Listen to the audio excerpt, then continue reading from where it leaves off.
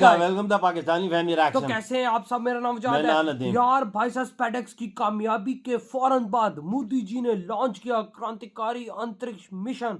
देखकर चीख उठा नासा और क्या पाकिस्तान। ऐलान कर दिया मोदी जी ने।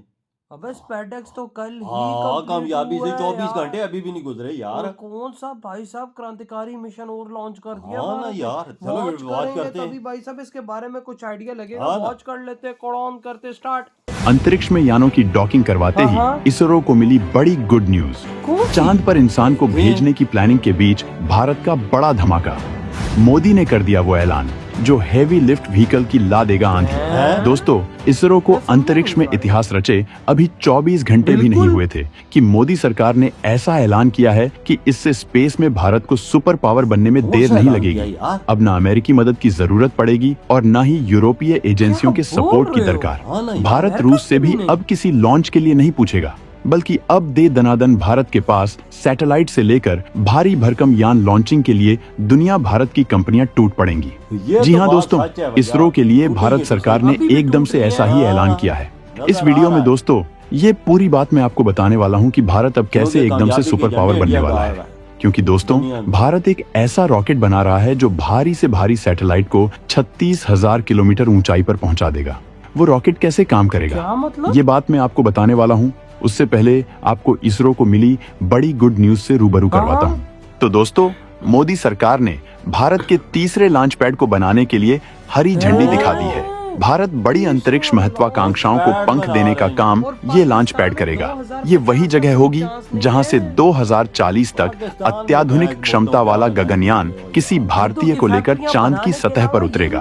भारतीय अंतरिक्ष अनुसंधान संगठन यानी इसरो अब दुनिया के 4 बड़े स्पेस पावर में शुमार करा चुका है। उसे अब अपने अगले लेवल की योजनाओं के लिए ज्यादा क्षमताओं वाला ऐसा लॉन्च पैड भी चाहिए जो अगर 2-3 दशकों के लिए मुफीद साबित हो। भारत का तीसरा लॉन्च पैड श्रीहरिकोटा आंध्र प्रदेश में सतीश धवन अंतरिक्ष केंद्र के पास स्थित होगा, जहां भारत के पहले 2 लॉन्च पैड हैं। तीसरा लॉन्च पैड दरअसल भारत के future moon mission space mission के साथ भारी भरकम उपग्रहों के प्रक्षेपण के काम आएगा। इसे उसी तरह डिजाइन भी किया जा रहा है। जो योजना पेश की गई है उसके अनुसार अब इसका काम जल्दी ही शुरू हो जाएगा। इसके लिए जमीन श्रीहरिकोटा पहले ही इसरो के पास है। इसकी लागत 3,985 करोड़ रुपए आंकी गई है। हालांकि वास्तविक लागत समय के साथ परियोजना की प्रगति और आवश्यकताओं के अनुसार बदल सकती है। अगले 4 सालों में इसे बनाकर पूरी तरह ऑपरेशनल कर दिया जाएगा।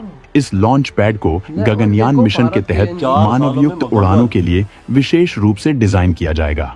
इसमें विशेष सुरक्षा और आपातकालीन प्रोटोकॉल की व्यवस्था होगी। दोस्तों, तीसरे लॉन्च पैड के निर्माण के लिए लगभग 2,000 से 3,000 एकड़ भूमि की जरूरत होगी, जिसका इस्तेमाल लॉन्च पैड के लिए संरचनात्मक और सहायक सुविधाओं के निर्माण के लिए किया होगा। ये लॉन्च पैड भारत के भविष्य के भारी रॉकेट्स जैसे कि LVM-3 और संभावित रूप से विकसित होने वाले अधिक शक्तिशाली लॉन्च वाहनों के लिए अनुकूलित होगा। इससे NGLV लॉन्च हो सकेंगे, जिसका मतलब है नेक्स्ट जनरेशन लॉन्च व्हीकल, जो इसरो के मौजूदा रॉकेटों की तुलना में कहीं अधिक शक्तिशाली होगा। भारी उपग्रहों, मानवयुक्त अंतरिक्ष यान और अंतरिक्ष स्टेशनों को भी अंतरिक्ष में ले जा सकेगा। NGLV का उपयोग भारत के भविष्य के महत्वाकांक्षी अंतरिक्ष मिशनों जैसे चंद्र मिशन, मंगल मिशन और अंतरिक्ष स्टेशन बनाने के लिए किया जाएगा। इस लॉन्च पैड में उन्नत रॉकेट हैंडलिंग, ईंधन भरने और प्रक्षेपण नियंत्रण प्रणाली होंगी, जिससे प्रक्षेपण की दक्षता और सुरक्षा में सुधार होगा। इसमें नई इमारतें, लॉन्च टावर और अन्य संबंधित सुविधाएं होंगी जो आधुनिक तकनीकी जरूरतों को पूरा करेंगी। ये लॉन्च पैड सतीश धवन अंतरिक्ष केंद्र श्रीहरिकोटा में ही बनाया जाएगा। श्रीहरिकोटा भारत का मुख्य अंतरिक्ष प्रक्षेपण केंद्र है। यहीं भारत के पहले 2 लॉन्च पैड भी हैं। इस जगह भूस्थानिक महत्व है। ये भूमध्य रेखा के निकट स्थित है, जिससे रॉकेट्स को प्रक्षेपण में ईंधन की बचत होती है। श्रीहरिकोटा बंगाल की खाड़ी के किनारे स्थित है। भारतीय अंतरिक्ष अनुसंधान संगठन का तीसरा लॉन्च पैड अगले 4 सालों में पूरी तरह बनकर तैयार हो जाएगा। क्योंकि इसरो के सारे अभियान तय समय और सीमित बजट के भीतर पूरे किए जाते रहे हैं, लिहाजा उम्मीद है कि ये भी तय समय में बनाया लिया जाएगा। लॉन्च पैड की डिजाइनिंग और तकनीकी योजनाओं को अंतिम रूप देने में 6 से 12 महीने का समय लग सकता है। मुख्य संरचनाओं जैसे लॉन्च प्लेटफॉर्म, रॉकेट असेंबली भवन और ईंधन भंडारण सुविधाओं का निर्माण 1.5 से 2 साल में पूरा हो सकता है। निर्माण पूरा होने के बाद सभी प्रणालियों और उपकरणों का परीक्षण किया जाएगा, जो 6 से 12 महीने का समय ले सकता है। दोस्तों, इस तीसरे लॉन्च पैड को बनाया ही इसलिए जा रहा है कि ये नई जनरेशन रॉकेट के जरिए भारत के मिशन मून के लिए मानव को चांद पर ले जा सके। ये भारत के अंतरिक्ष अभियानों को अगले स्तर पर ले जाने में सक्षम होगा। लॉन्च पैड को भारी रॉकेट्स जैसे LVM-3, जिसे पहले GSLV Mk3 कहा जाता था, उसके लायक बनाया जाएगा, जो मानव मिशन को चंद्रमा तक पहुंचाने में सक्षम है। भविष्य में ये कहीं और अधिक शक्तिशाली लॉन्च व्हीकल्स के प्रक्षेपणों को संभाल सकेगा।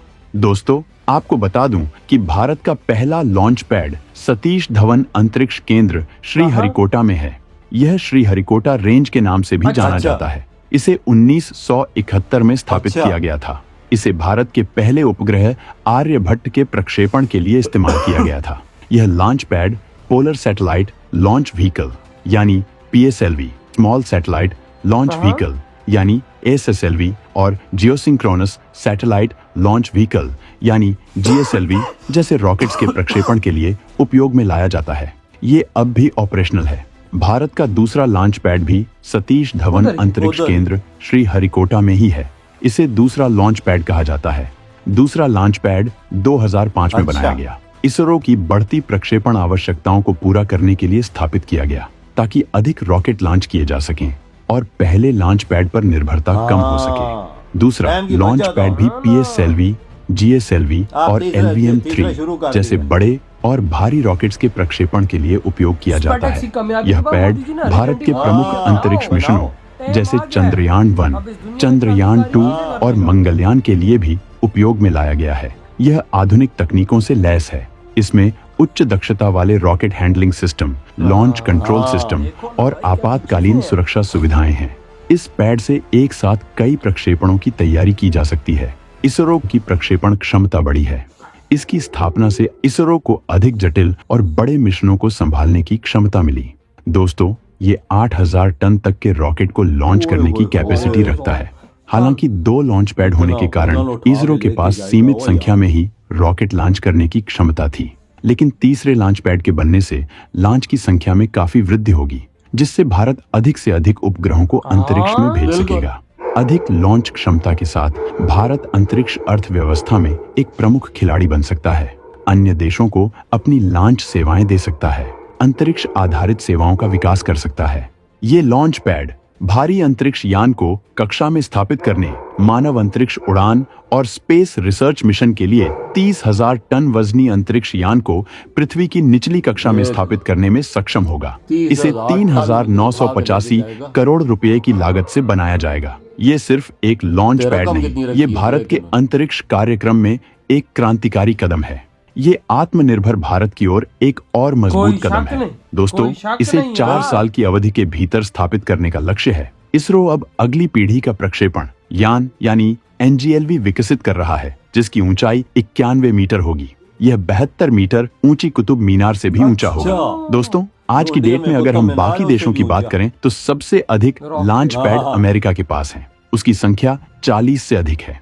तो वहीं रूस के पास लॉन्च पैड्स की संख्या 10 से अधिक है। चीन के पास लॉन्च पैड्स की संख्या 7 से अधिक है। वहीं यूरोपीय संघ के पास लॉन्च पैड्स की संख्या 3 है। तो जापान के पास लॉन्च पैड्स की संख्या 2 है। लिहाजा दोस्तों, भारत को भी इनकी तादाद बढ़ाना बहुत जरूरी था, क्योंकि भारत जो रॉकेट अब बना रहा है वो सबका बाप है। भारत का NGLV रॉकेट, जिसे नेक्स्ट जनरेशन लॉन्च व्हीकल कहा जाता है, वो भविष्य में इसरो के भारी उपग्रहों को अंतरिक्ष में ले जाने और मानव मिशनों को अंजाम देने का काम करेगा। इस रॉकेट की खासियतों का बात करें तो NGLV रॉकेट में शक्तिशाली सेमी क्रायोजेनिक इंजन का इस्तेमाल होगा, जो इसे भारी पेलोड ले जाने की क्षमता प्रदान करेगा। इसकी एक खास बात यह है कि यह एक मॉड्यूलर रॉकेट होगा, यानी इसे आवश्यकता अनुसार अलग अलग कॉन्फ़िगरेशन में बनाया जा सकेगा। इससे इसरो को विभिन्न प्रकार के मिशनों के लिए रॉकेट को तैयार करने में आसानी होगी। NGLV को आंशिक रूप से या पूरी तरह से रियूजेबल रॉकेट बनाने की योजना है, जिससे लॉन्चिंग की लागत कम होगी और अंतरिक्ष अभियानों को अधिक किफायती बनाया जा सकेगा। यह रॉकेट धरती के ऊपर ऑर्बिट यानी जीटीओ में 10 टन तक और पृथ्वी की निचली कक्षा एलआईओ में 20 टन तक का पेलोड ले जाने में सक्षम होगा। अरे भाई साहब यार वजह देखा क्या जाए तो अभी कर दिया 24 घंटे नहीं मोदी गुजरे जी थे ओए, ने, 24 वही घंटे भी ना। नहीं गुजरे थे तो हरी झंडी दिखा दी तीसरे पैड की बनाने की। अबे भाई पाकिस्तान का, मैं पहले भारत का तब शुरू करूंगा, मैं अपने पाकिस्तान की पहले बात कर लूं। 2050 तक ये पहला लॉन्च पैड बनने की संभावना है पाकिस्तान में। सोचो पाकिस्तान दुनिया में क्या क्रांतिकारी चीजें कर रहा है।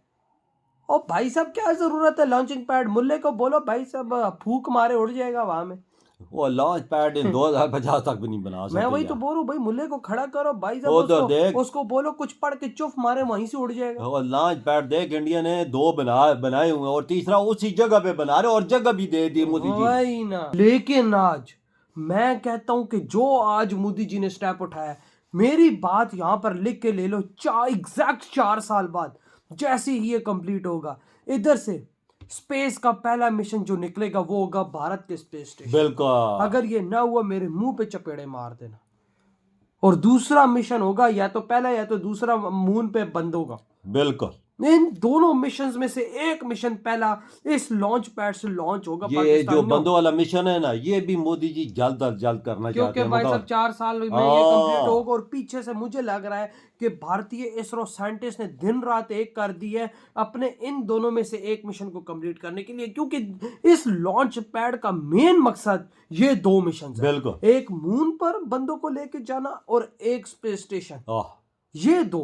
तो इन दोनों में से एक में भारतीय साइंटिस्ट ने दिन रात एक कर दी होगी, इतना मैं बता ये भी हो सकता है 4 साल से पहले भी मुकम्मल कर ले। जब भी मुकम्मल हुआ, हाँ जब भी मुकम्मल हुआ उससे पहला मिशन यही निकलेगा। और मैं कहता हूँ भारत ने वाकई में इतिहास रचा है। मोदी जी ने दिन रात एक की हुई है। मोदी जी आराम नहीं कर रहे, ना किसी को करने दे रहे, बोल रहे हैं यही टाइम है भारत को आगे लेके जाने का, भाई ताबड़तोड़ मेहनत करो। बिल्कुल ये और बात इधर हम पाकिस्तानी गधों के फार्म लगा रहे हैं भाई, गधे एक्सपोर्ट कर रहे हैं चाइना में। भाई साहब इससे आगे कुछ नहीं कर रहे। इनके पास तो पैड ही नहीं हो यार, पहले तो पैड ही नहीं मैं है। वही कह रहा हूँ ना कि लॉन्चिंग पैड की हमें क्या जरूरत है, मिसाइल खड़ा करो, बाबे को बोलो कोई चुप मारे उड़ जाएगा। इन्होंने सबसे पहले शुरू की थी इंडिया से पहले। इंडिया आज किधर निकल गया तो हंसते थे जी ये पाकिस्तानी, हंसते थे कि तुम लोग बैलों पे लेके जा रहे हो सामान, आज वो देखो किधर पहुंच गए। हम किधर खड़े, अब हंसो नजर आओ उन पे तुम लोग। वो यार आज बात याद आई, पाकिस्तान ने भी कोई सैटेलाइट छोड़ा वो ही। चाइना के थ्रू ही छोड़ा होगा ना, और किसके थ्रू है? हम जो काम करते हैं वो चाइना के थ्रू हमारा करते हैं। पिता है ना चाइना, तो भाई मैं आपने बोला ना सैटेलाइट छोड़ा, मैं समझ गया चाइना के थ्रू छोड़ा। अपना लॉन्चिंग पैड नहीं है तो किधर से छोड़ेंगे हम? चाइना के थ्रू छोड़ते हैं। हाँ तो यार आपके क्या थॉट है इस बारे में, इधर ही वीडियो तुम तो करते